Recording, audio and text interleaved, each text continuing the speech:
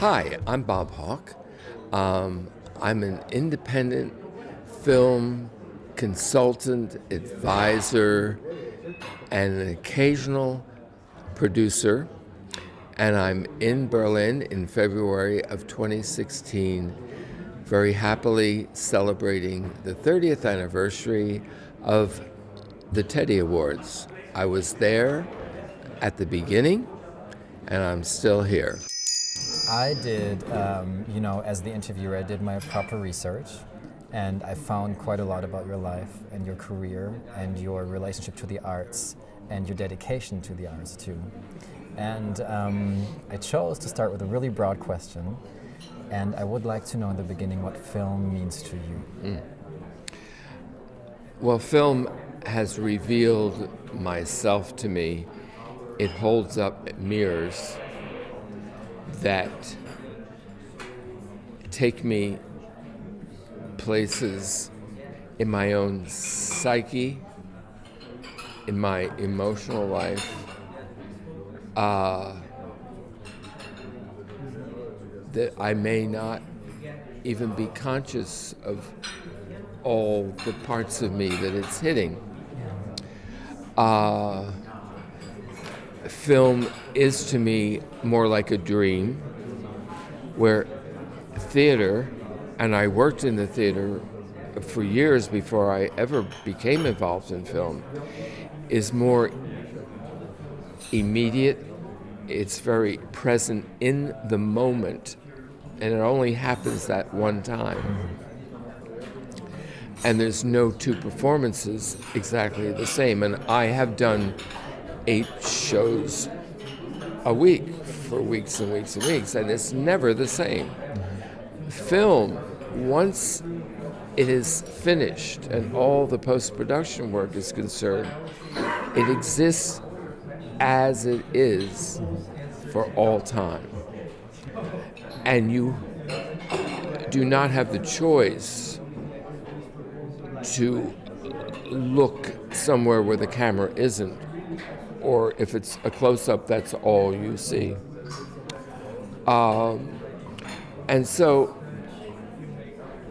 I go back to films that I have seen earlier in my life, and I see things that I did not see before. So film changes in that way, but it's only because you've changed.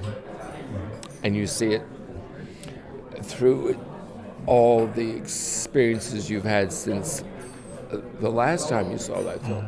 So You are also a person that came up in quite, political times, and where I would say cinema or film was also used as a political tool in a way, talking about liberation struggles or coming from like maybe minority perspectives. You were in San Francisco, and you had a quite crucial role in sort of like establishing the independent film scene there with the festival.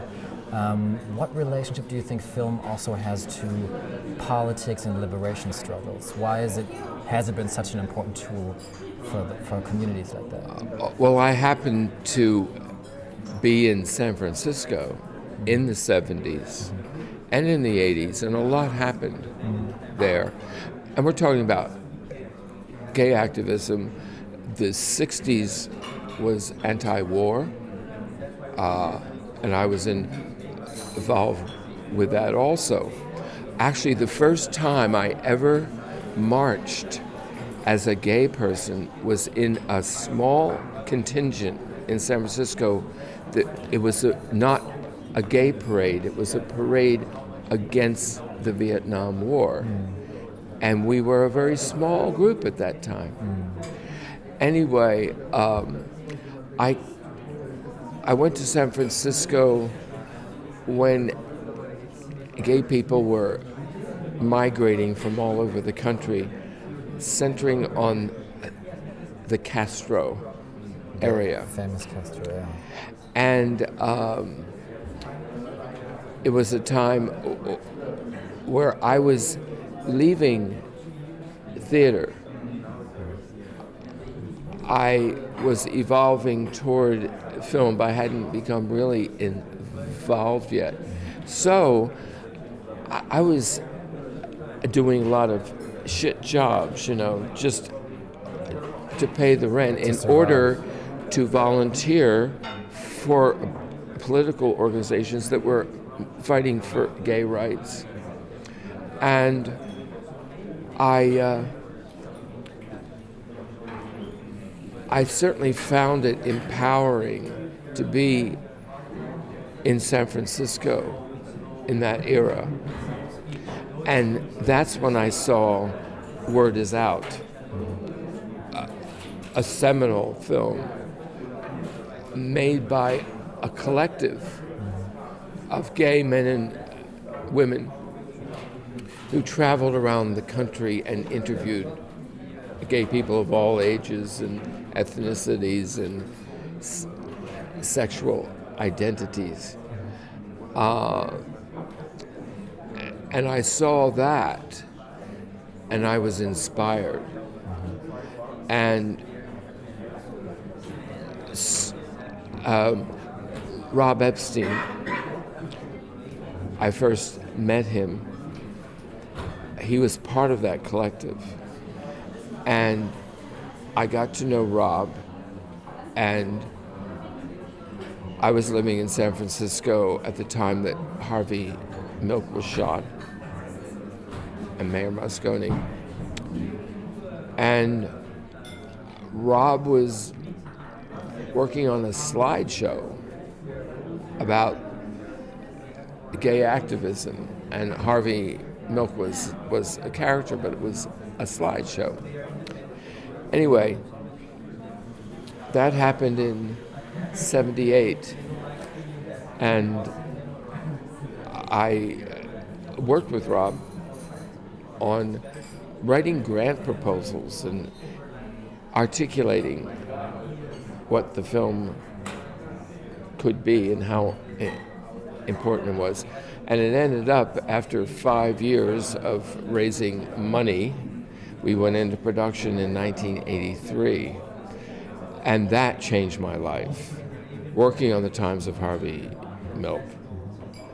I learned so much about how a documentary is sculpted in the editing room, and how you can manipulate footage. And, well, it's just, I could talk for hours about what a school it was for me. But by the time I got through working on that film, the nonprofit physical sponsor was the Film Arts Foundation. And I not only joined that organization, but I created a job for myself. And I worked at the Film Arts Foundation for 8 years and got to know a lot of filmmakers and watched a lot of films. And because of my theater background as a stage manager and giving notes, I gave good notes to filmmakers when they were in edit or even in script stage. And there were all kinds of issues dealt with in these films, but I particularly identified with and became involved with what was not yet referred to as the queer scene, the LGBT scene. It was actually the gay scene in the late 70s, early 80s. So what role does the relationship of art and politics and the queer scene, why do they go together, or why was it important to work on all these different levels in society, on the artistic, on the political, on the collective? Why do you need all these spheres of society to work together in order to achieve, new ways of life, or just accept it, or? Well, it's a particular way of life that you choose. You choose your friends. You choose who you work with. If it's not a shit job where you're just paying the rent. But if you're passionate and care about what you're doing, there are like-minded people, but they're not like all the same. It's very individualistic, and a lot of people in the arts, the artistic community, are gay. I mean, it attracts a lot of gay people, and I think that everyone, no matter what their sexual orientation is, when they work in the arts, they see the potential for sending a message, although I do not like message films that hit you over the head with the message. It's actually these people that you talk about, the arts and queer and politically active. Well, queer people have always had to fight for the right to be recognized. It's been quite a fight over many years. And I think it has changed. And that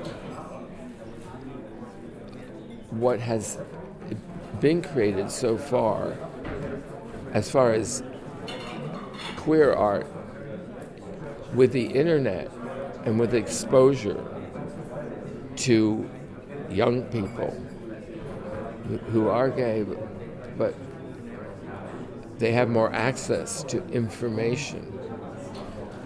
So there's a growing sophistication and acceptance.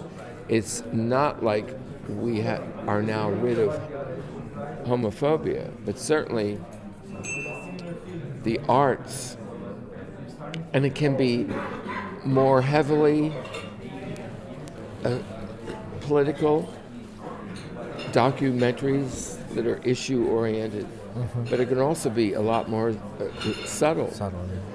But it's this combination of the entities you mentioned, the groups of people that come together naturally, I think. In that time when you were coming of age, in a way, what were your biggest fears? And I mean like real fears. What did you have to face? What kind of fears did you have to face? And what challenges did you have to overcome? Coming of age. And I mean coming of age, not only 16, 17, but really also throughout your 20s. And maybe also, I mean, it's like a part of life, fears. But like your early, really just tough, challenges that came across your path. Well, I knew when I was young that I was on the effeminate side. And I don't know when or how I thought, well, I can't fake it. Like, try to be butch, And I was vulnerable because I had a speech impediment from the age of 4, and that makes you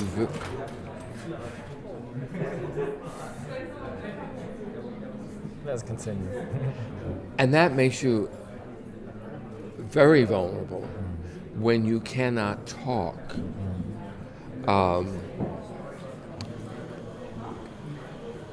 Promptly, and where you sometimes in class can't get your words out and all that.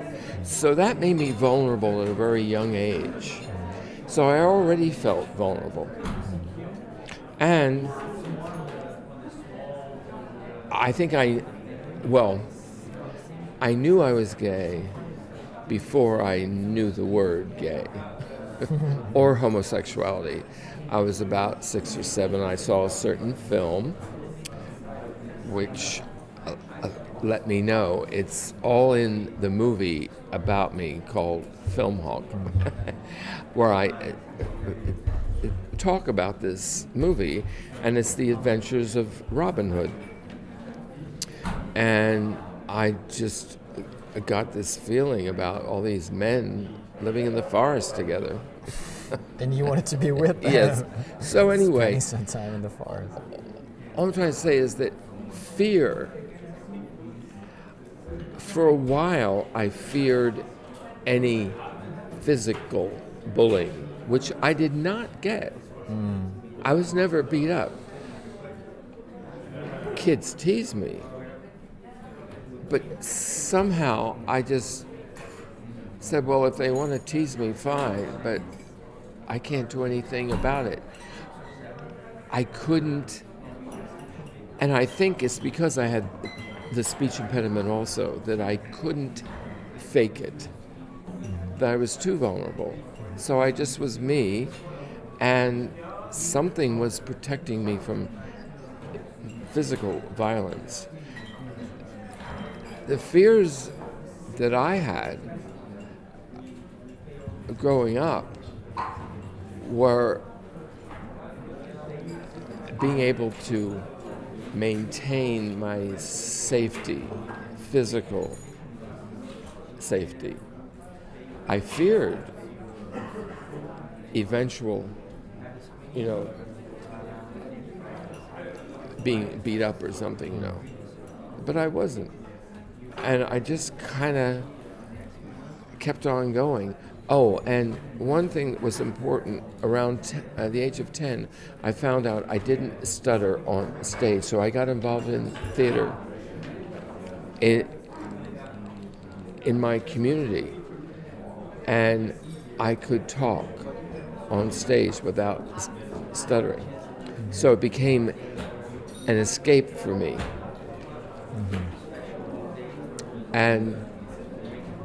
And a home, a haven. And I got involved in local theater. When there wasn't a role for me, I did whatever needed to be done. I did scenery, props, anything and everything. And I preferred the company of adults. But fear of being exposed as a queer, I don't know. For some strange reason, I always felt that if people really paid attention, they knew. And so what are they going to do about it? So to speak. I had wonderful parents. My father was a minister. He was beloved by his congregations. We moved occasionally. But he was all about love and not judging. And so when I was a sophomore in college, I was able to come out to my parents. I wrote them a letter. And so I was out before I entered my 20s. I was out to my parents. And that was more important than anything else. And How did they react? And their reaction, they practice what they preach, Christian love, which is all about not judging. They were concerned about my safety, my well-being, my future happiness. But they gave me unconditional love and support. And I educated them, and they learned a lot about gay things from me. And so I feel very fortunate that, I had demons, I had fears, I had all kinds of insecurities, but it wasn't tied up with my sexuality. It was fear of failure. I'm kind of a perfectionist, which is good when you're a consultant and an advisor for other people, but I'm learning how to be less hard on myself. But I was very hard on myself. I never really satisfied myself. I always thought I could be better. So I feared failure, not doing really well. And when did your community and the artistic environment you moved in grow like internationally? When did you start leaving the United States? And Yeah. I think these are moments that are very important on a person's career or life in general, when they start first moving out of their home environment and living new places, leaving their own country, getting acculturated to new realities and everything. Well, it has all to do with Berlin. Let me backtrack a little. The initial community, which really offered me comfort, a haven, was the theater community, the creative community in the U.S. And so I had that for years. Show business, I could be me.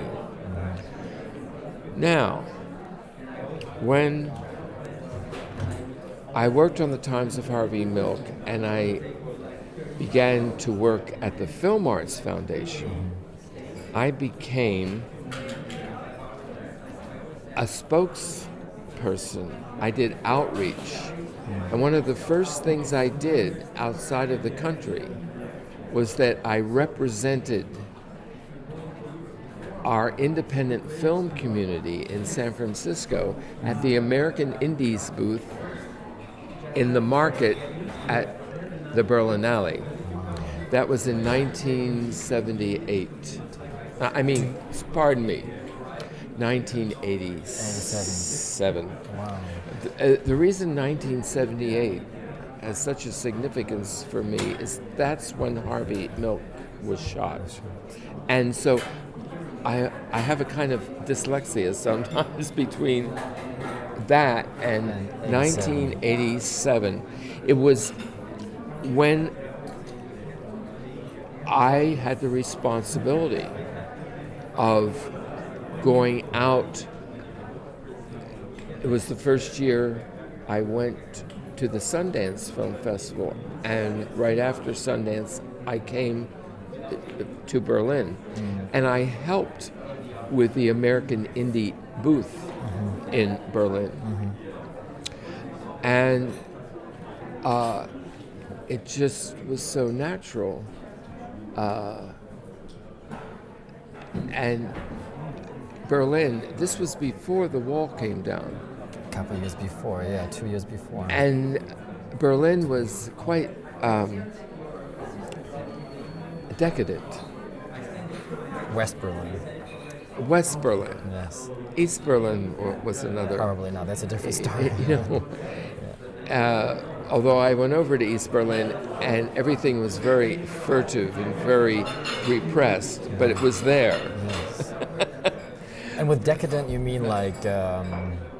Well, I In stayed what sense? in a pension on the Kudamm, the Arco Pension, where a lot of gay people stayed who were in indie film. And So pension, decadence, and gay people. oh well, and there are all these clubs, but just to give you an idea, on the ground floor of the Kudamm, right near the Kempinski, which is a grand hotel, was even grander then, there was a bordello, a heterosexual bordello. A brothel or? A brothel. Yeah. Yes. Yeah. Like a bordel. And, but I was, of course, immersed in the queer community in San Francisco, but I went to Sundance, and some of the staff and the volunteers, they were kind of queer too, All festivals are queer, even if they aren't LGBT film festivals. There's always queers at any festival, I think, except maybe in Russia. But Anyway, well, there are certainly activists. Anyway, you come to Berlin, and there were queers all over the place. It was full of queers. And Manfred Salzgeber and Wieland Speck had Panorama, and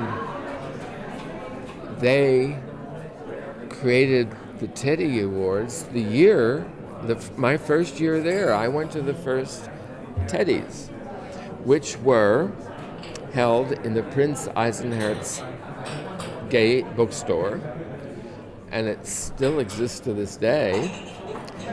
But this was a very, very humble affair, and that place couldn't fit 100 people. And it was the first year, so it was very, very simple. And they had these little 10-inch TV monitors playing gay shorts, I guess. They were shorts, but I mean, on top of stacks of books. And when they gave out the teddy bears, they were little, fuzzy, real teddy bears. Real teddy bears. Anyway, every year there was a meeting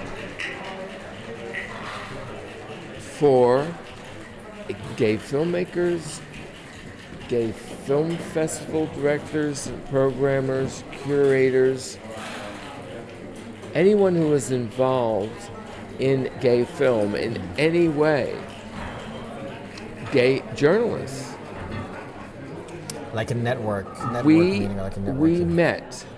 There was a meeting time, and it was usually an afternoon for a couple of hours.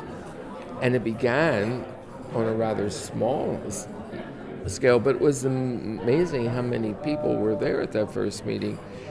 And it included, and this is so important, it included people from countries behind the Iron Curtain. And it was an act of bravery because there could be spies. And before the wall came down, and even afterwards for a while, in Eastern Europe, homosexual activity was verboten. So the mere fact that they appeared, were visible, amazed me. And they told us about tales of how they had to smuggle in film prints, like 16 prints and VHS tapes. They had to smuggle them in, and they showed them at clandestine screenings, often underground, literally in basements, but they were secret screenings. So one immediately got the feeling that Berlin offered some kind of haven for us to get together, but it was not always all that safe.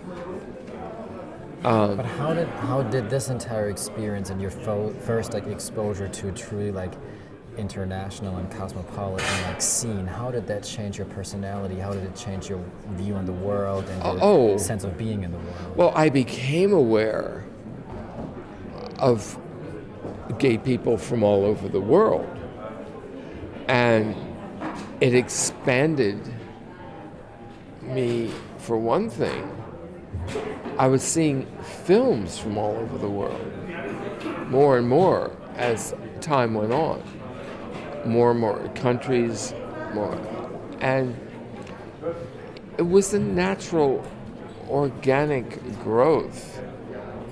It certainly opened me up tremendously to being more aware in a visceral sense, because I was actually meeting people and became friends with people. And it just enlarged my horizons. It certainly gave me an idea of how different gay identity can play in different countries. You know, just that in some countries it's more low-key, in others it's more flamboyant. What did it teach you? Almodovar, his films really opened me up a lot. How did it change your view in America? Leaving America and seeing the world, you know what? I don't know that it changed my view of America, because my America was the world that I moved in. The world that I moved in. So I don't think it changed me. It enlarged me as a person. But I just went back to a very accepting community that I was fortunate enough to be a part of. And it wasn't when I went to San Francisco in '76. It was something that I had when I first moved to New York in the early '60s. When I had the theater community, which was also so my view of America is through the filters of being around a lot of people who are activists, who are political, who are openly sexual.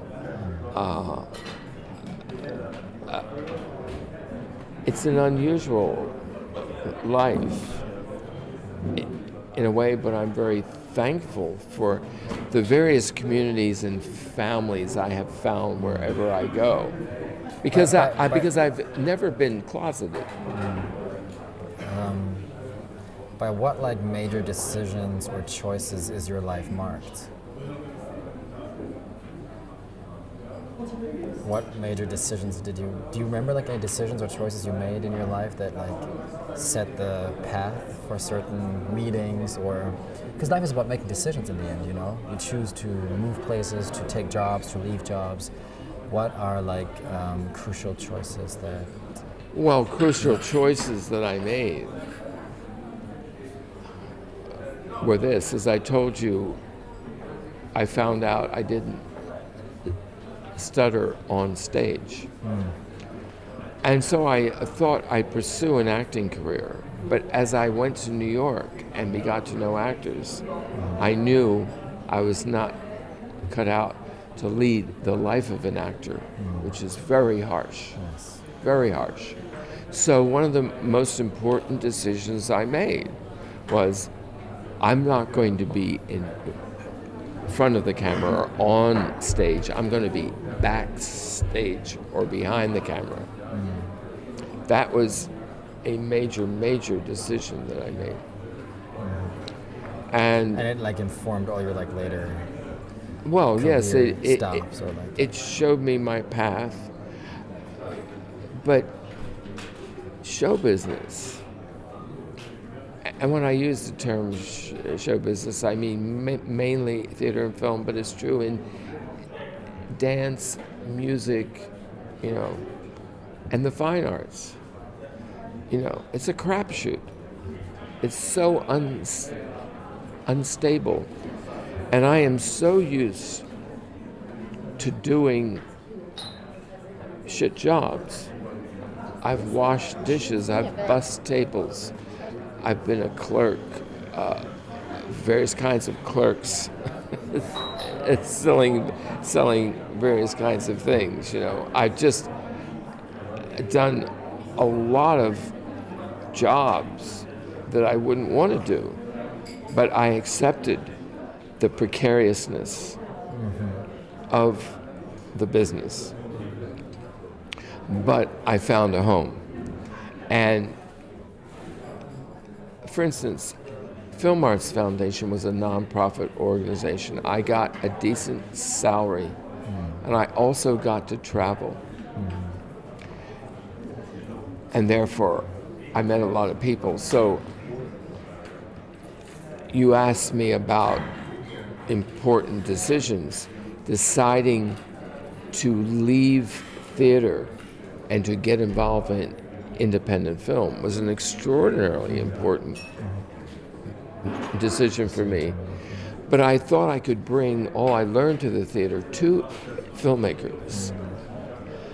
One thing, I was seeing all these feature narrative films that were shot before the script was ready, before it was developed like you develop a script when you're in theater, where you rehearse for 4 to 6 weeks before you go into preview, and then you open, and you do it 8 times a week. Film is one time only. And I saw too many films that were shot before their script was developed. So I thought I could offer dramaturgical help by working on scripts before they shot. But I also began going into editing rooms and giving notes on cuts of film. So can we break for a moment? I just want to ask, this is all right because you're going to edit, right? Yeah, not really, but yeah. Not really? But what is it? No, we're not going to really, that's why I just want a time check. This is it's going to be like the last question now. Oh, really? Yeah. The last question? Well, I think it's going to be the last question. You said it was going to be long, but when will we be over? In like maybe 10 minutes. Okay. 10. And you have to leave for No, I got it. a 5 o'clock gig, right? I got it. I have everything I got it. Okay, but I'm just trying to time myself. Okay. As to... Okay. Okay. So... Back to your stream. Yes. Let's go back. Yeah. So you have a lot of experience. You've been an advisor for many different projects, and because we've talked a lot about the past and the decisions you've made, the context you were involved in San Francisco. Now you live in New York again, or on the East Coast. But how have you experienced, or how are you experiencing right now the new generations coming up? The new, maybe not new stories, but stories told from different perspectives, more complex perspectives. Where are we heading to? This is something we should talk about as well. Oh yeah, well, it never gets boring. Okay. That's good. That's quite promising. That's the thing. Very promising. Yeah. I have seen queer film evolve over the years, and more queer films from more countries. It's more open now, and there's more sophistication, and there are more films where being gay is a given and it isn't an issue, and it's a film that is about people living their lives and they happen to be gay. I would say the level of sophistication and craft, I mean, there are more good gay films now than there ever were. There was a time when, you were grabbing straws, whatever film had any gay content, you kind of held on to, because there wasn't all that much, But now there's a lot to choose from. Do you think from all over the world? Do you think there is a danger of becoming too comfortable, or No. normalizing things? No, we're not allowed to be that comfortable. I don't think we have lived enough. I don't think we've lived enough generations where we can feel comfortable. Yet, I see acceptance accelerating as new generations grow up. So, really, right now, I'm just seeing such a variety of films that are good, but it's not like there aren't still problems and angst and fear.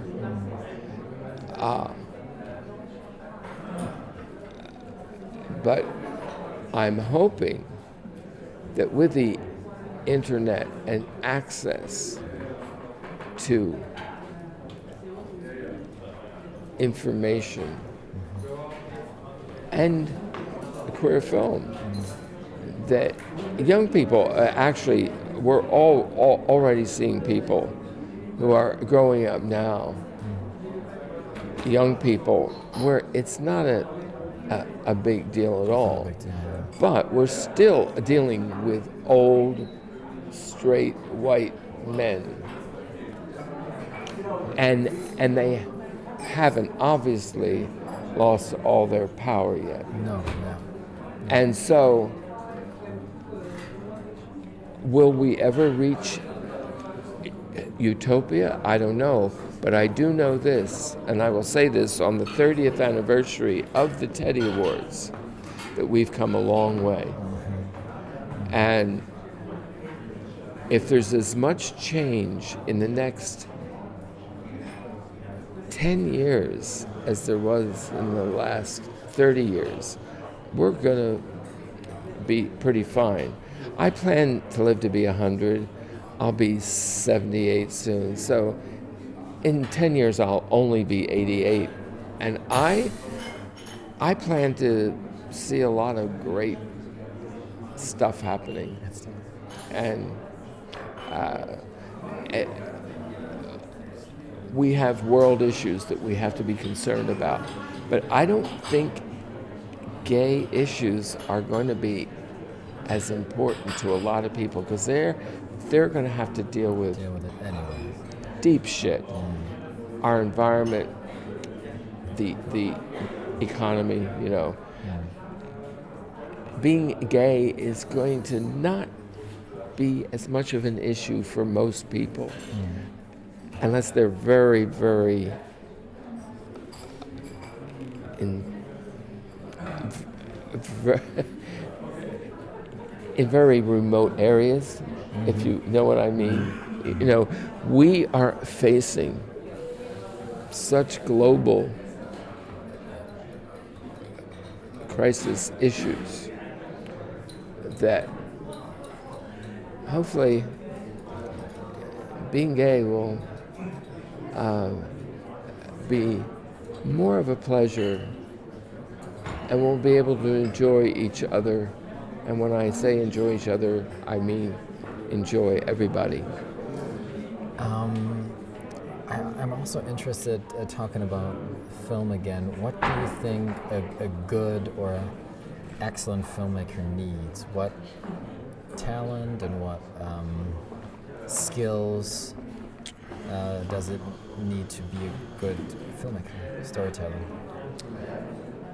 Well, this is for beginning filmmakers who are considering making films.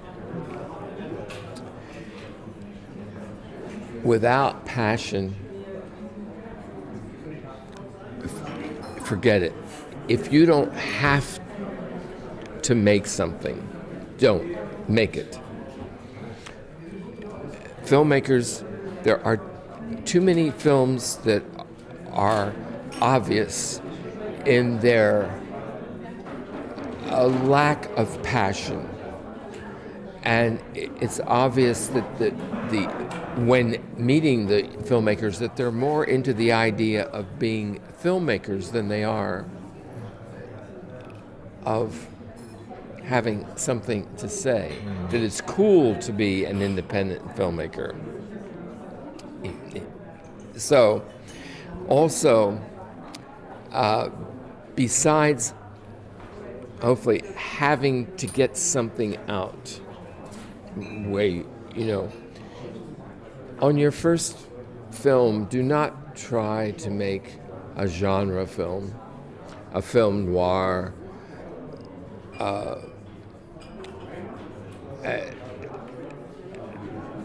Western, In other words, make something, and you should probably make some shorts before you make a feature.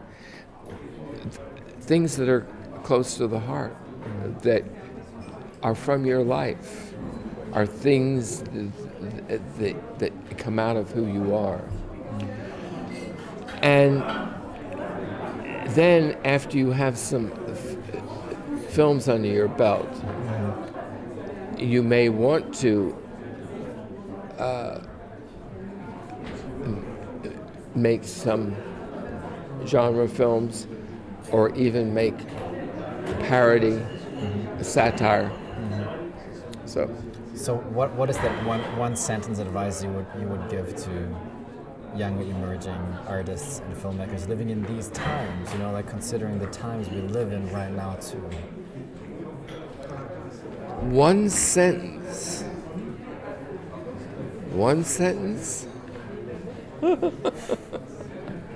Well, I think I said it in a way. Don't make a film unless you have to make it. It could be as simple as that, or it could be a longer sentence. But our world is cluttered. You know that the number of entries to a film festival are vastly larger than the number of films shown in a film festival. Yes. There are so many films that are dreadful, and they're boring, and they have no passion. They have nothing of interest to say. They're dead in the water. I mean, they're just inert. What can I say? Don't make a film unless you have to make it. Thank you so much, Bob Hawke, for coming to Berlin, celebrating this 30th anniversary of the Teddies. Yes. And sharing your wisdom with us. Yes. I'm very excited about the 30th anniversary of the Teddies because I've seen them grow and grow. And they are now officially recognized by the Berlinale. They are an official part of the festival. And this is quite an achievement. And it's a healthy sign. Thank you.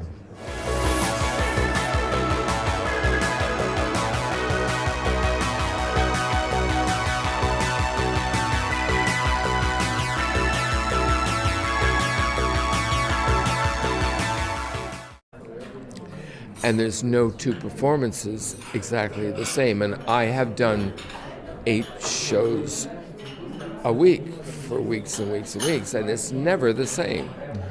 Film, once it is finished and all the post-production work is concerned, it exists as it is for all time. And you do not have the choice to look somewhere where the camera isn't, or if it's a close-up, that's all you see. And so I go back to films that I have seen earlier in my life and I see things that I did not see before. So film changes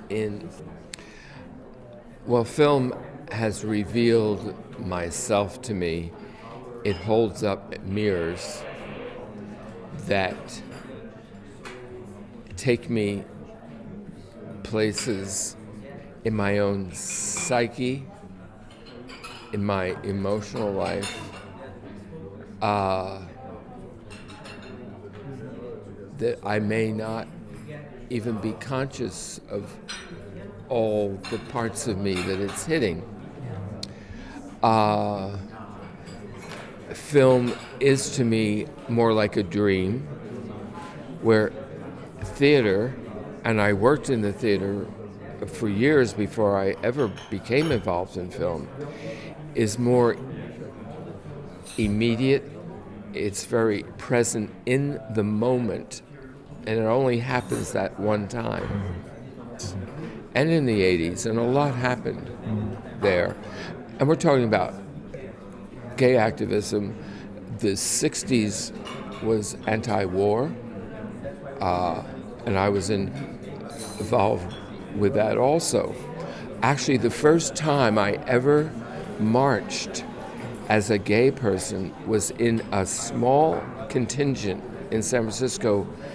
It was not a gay parade, it was a parade against the Vietnam War. And we were a very small group at that time. Anyway, I went to San Francisco when gay people were migrating from all over the country, centering on the Castro area. Famous Castro, yeah. And that way, but it's only because you've changed.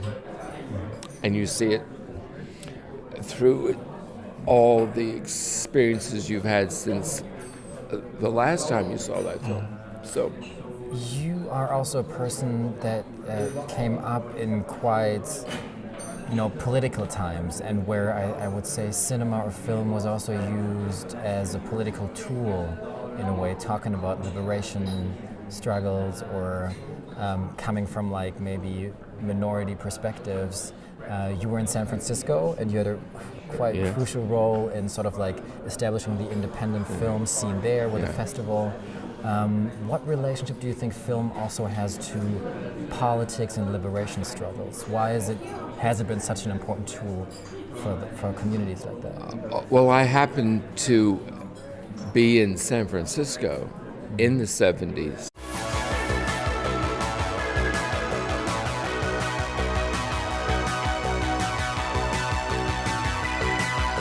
Hi, I'm Bob Hawke. I'm an independent film consultant, advisor, and an occasional producer. And I'm in Berlin in February of 2016, very happily celebrating the 30th anniversary of the Teddy Awards. I was there at the beginning, and I'm still here. I did, as the interviewer, I did my proper research, and I found quite a lot about your life and your career and your relationship to the arts and your dedication to the arts too.